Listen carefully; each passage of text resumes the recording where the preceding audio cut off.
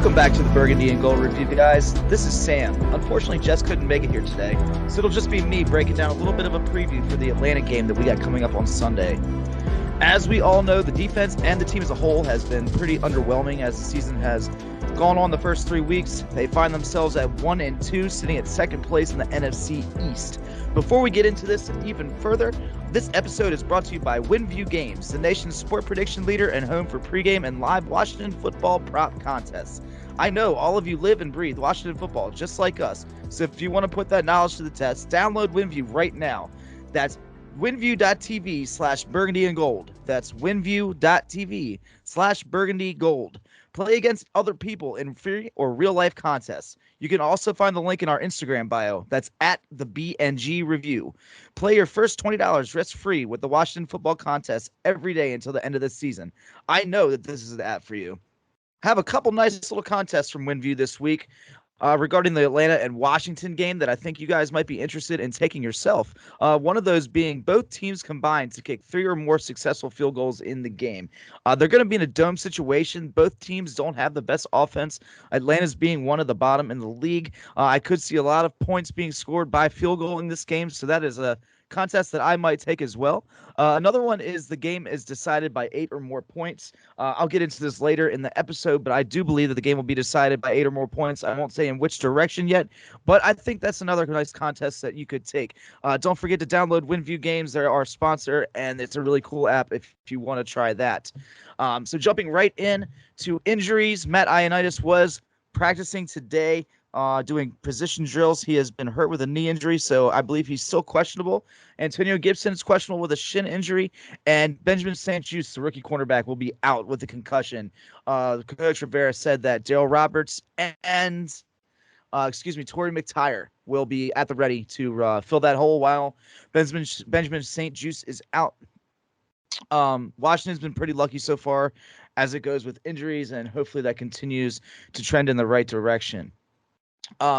Atlanta is boasting one of the worst offense in the league, giving up 301.3 yards per game. That's 218.7 in the passing game, 82.7 on the ground.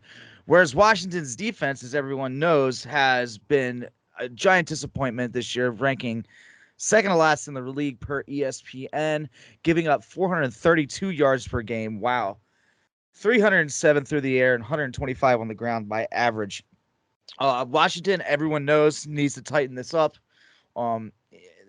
This defense is supposed to be the focal point and the anchor of this team, and the immaturity and lack of experience seems to be shining through, and they've started very slowly.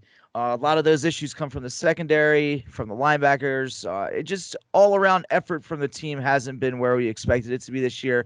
However, they go into Atlanta facing a team that they could very easily find themselves having themselves a get-right game. And a lot of people will say against us is their get-right game. Maybe this week against Atlanta can be the get-right game for our defense.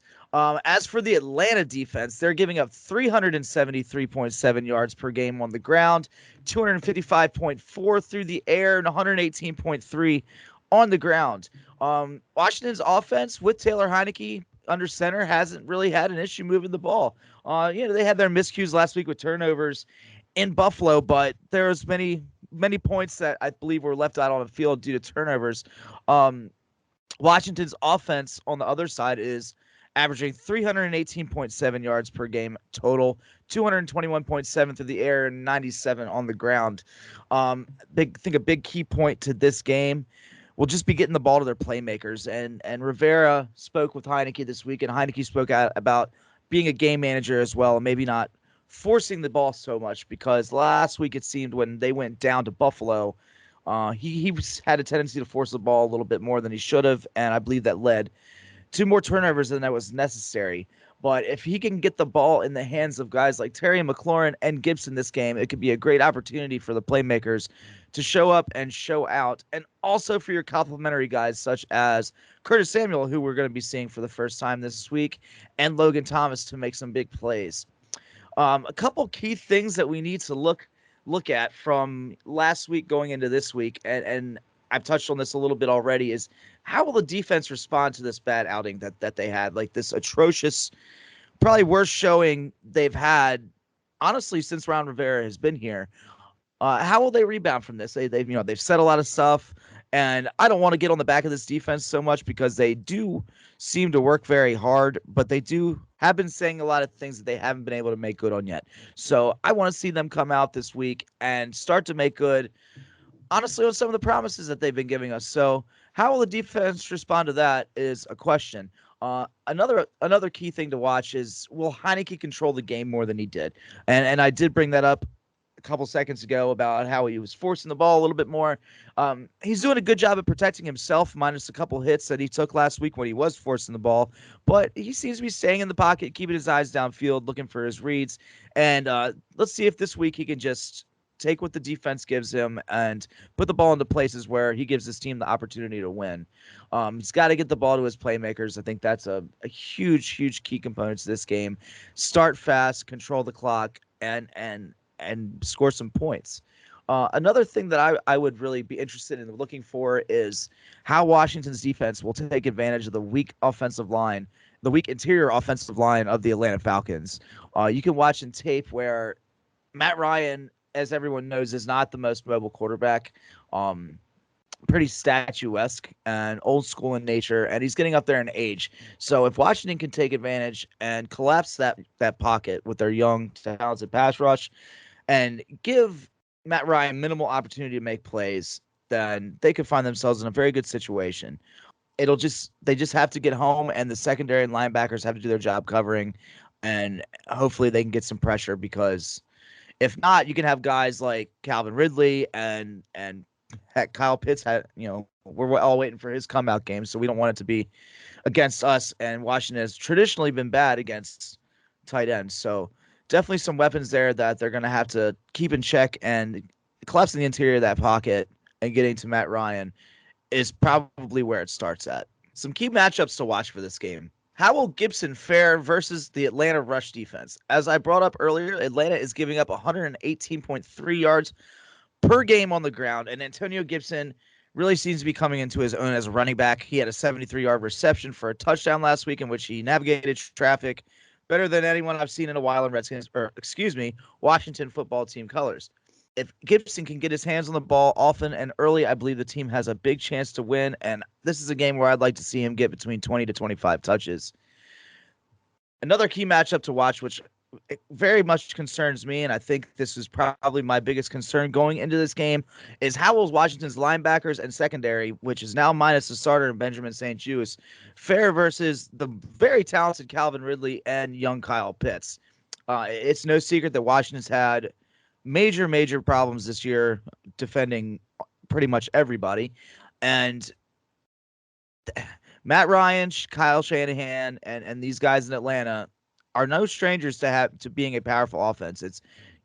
They're a very not good team right now, but they have the potential there to gouge this secondary and second level the defense that hasn't shown that they can stop anyone this year.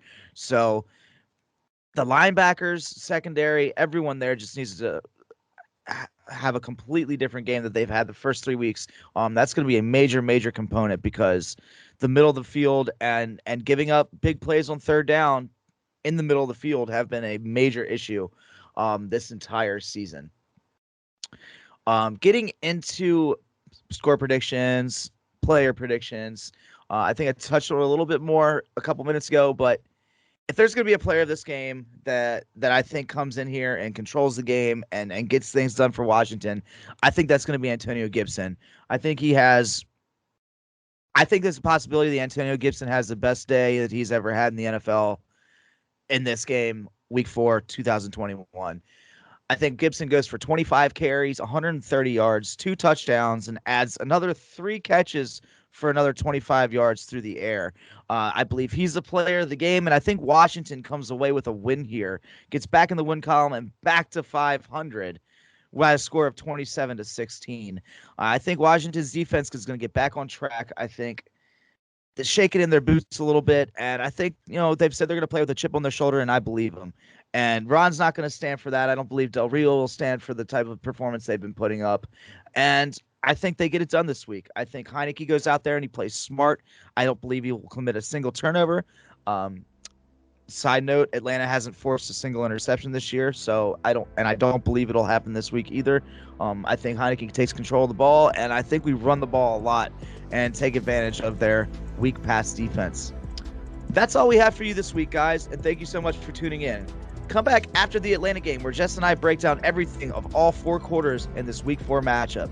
I'm Sam of WSH Football 365, and Jess couldn't join us, but you can still find him on his Instagram at HTTR.nation. If you like what you're hearing, please subscribe to our YouTube and follow us on all places where podcasts can be found.